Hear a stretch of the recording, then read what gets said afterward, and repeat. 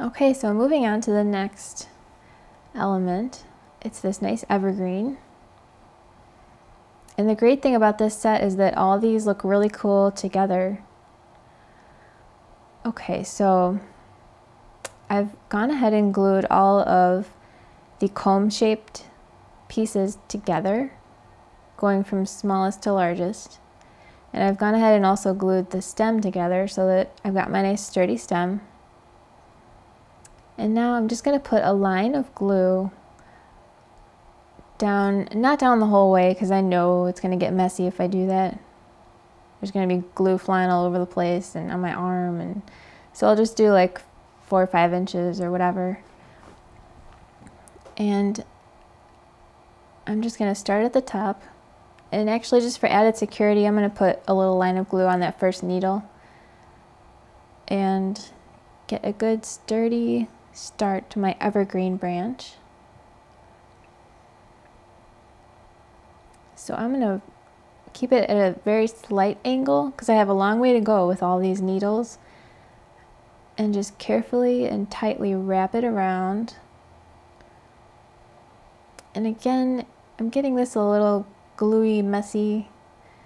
You can certainly be a little more careful than me when you do it, but it does dry pretty clear, so it should be fine. And just add a little more glue when you get to the end of your strip of glue. And now the cool thing about this is if I feel like it's getting a little loose, or if I'm running out of space on my stem, I just like this, just push it up a little bit, and that totally works. So just continue wrapping it down, pushing it up when you need to, and just continue all the way down. And this is how it's going to look. Now for these, I've bent the needles away from the stem a little bit after I'm done. And then of course, as you can see, I also took a little bit of white paint and just brushed it on the ends of the needles. And you don't have to be an expert painter whatsoever, just brush it on there and it looks cool like snow. It also adds a little contrast and dimension. Okay, so for the next evergreen branch, this is with the long needles. We've got the same type of stem here, and really the same sort of method of doing this. This one takes a little bit less time. And this one by itself might not be the most exciting, but with some of the other elements, it looks so cool. It's one of my favorite things when I see in the winter is when there are like groupings of different kinds of evergreens together. They just look so nice together. Okay, so I'm gonna just start wrapping this like I did the last one. And just, like I said before, just make it nice and tight. And just carefully go all the way down with your glue. Now it would probably be a good idea to have a rag handy so you can kind of get the excess glue off your fingers, because when you're doing this you get a lot of glue on your fingers and you don't want to really rub it all over your project, especially if it's a light color. You won't really be able to see it on this because it's a nice dark green, but if it was any lighter you might see little dirty finger marks on there. So now at the end I'm just going to add a little strips of glue at the base of the needles to kind of reinforce it, because it's starting to get a little harder to wrap around, just because this one's just a little different. It gets a little fatter quicker. And if I needed to, I could certainly push it up like I did on the last one. I don't need to now, but you could. And just keep twisting it around and just hold it so it's nice and secure.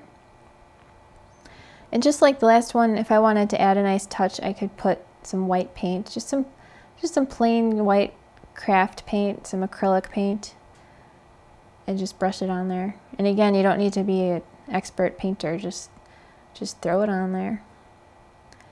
And they look nice together. And now for the Ferny evergreen. Now this one I know isn't necessarily very 3D, but it just looks really cool with the other elements. So I could leave it flat, or I could just bend the little pieces in different directions just to give it a more natural look.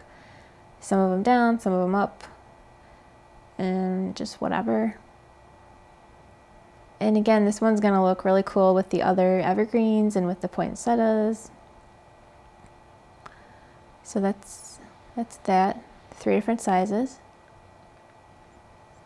All right, so moving on to the holly and the berries.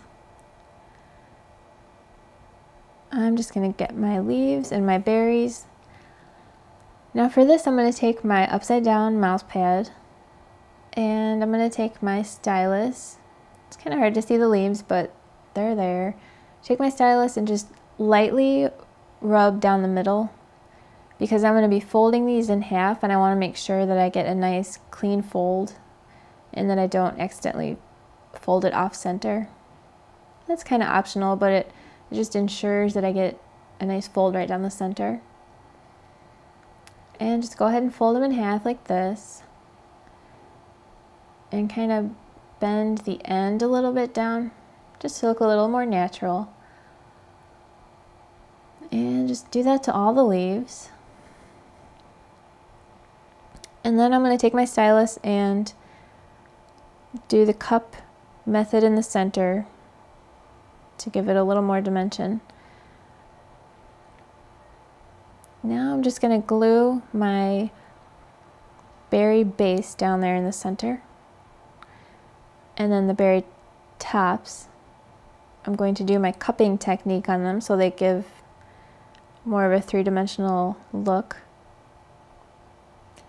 Just kind of cups them a little bit. And now I can glue them right on there. I could also use a pop dot underneath them, especially a clear pop dot, not the white one because you might see that too much, but a nice clear one. Or a tiny white one would work. And I'm going to put that in the center. I could also add some bling, some sticky gemstones, and just do that to the others. And right there, I would actually put a little, like a dark red marker or even black marker, just put a little dot on each of them to make it look more realistic. Now I'm going to use a lot of glue underneath there because it has to reach up to the top of the berry. And just put them all on there. Now those berries would definitely look cool with a little bit of red glitter, and the leaves would look cool with maybe some green glitter on the edges or something. So there you have it.